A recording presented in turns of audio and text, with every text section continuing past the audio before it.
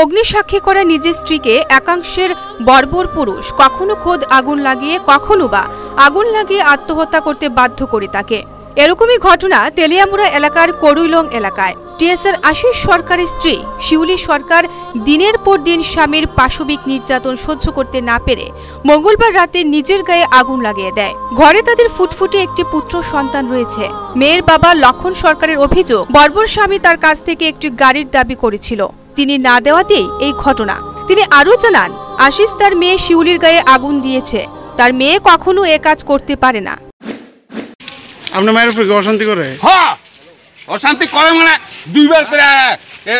আরো 6 মাস আগে থেকে গাড়ি কিনে দিতাম, আমি গাড়ির ইয়া করতাম, ইনস্টলমেন্ট দিতাম। এক গাড়ি কিনবো, অফিসে তো গাড়ি লিয়া। কি করে আপনার মানে মেয়ের জামাই?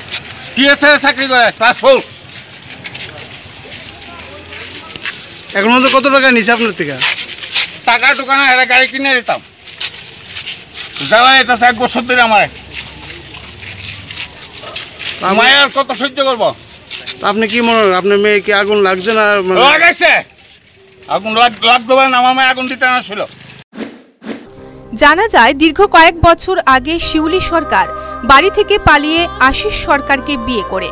বিয়ের পরই প্রেম ভালোবাসা হারিয়ে পশু হয়ে ওঠে আশিস। সে পণের জন্য প্রায় প্রচন্ড মারধর করত অসহায় শিউলিকে।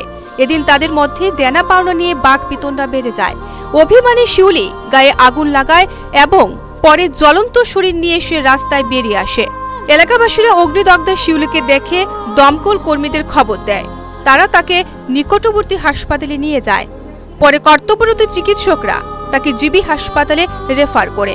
শিউলি সরকারের অবস্থা খুবই গুরুতর বলে জানা যায়। শিউলি সরকারের আত্মবলিদানে প্রশাসন কতটুকু সক্রিয় ভূমিকা নেয় সেটা এখন দেখার বিষয়।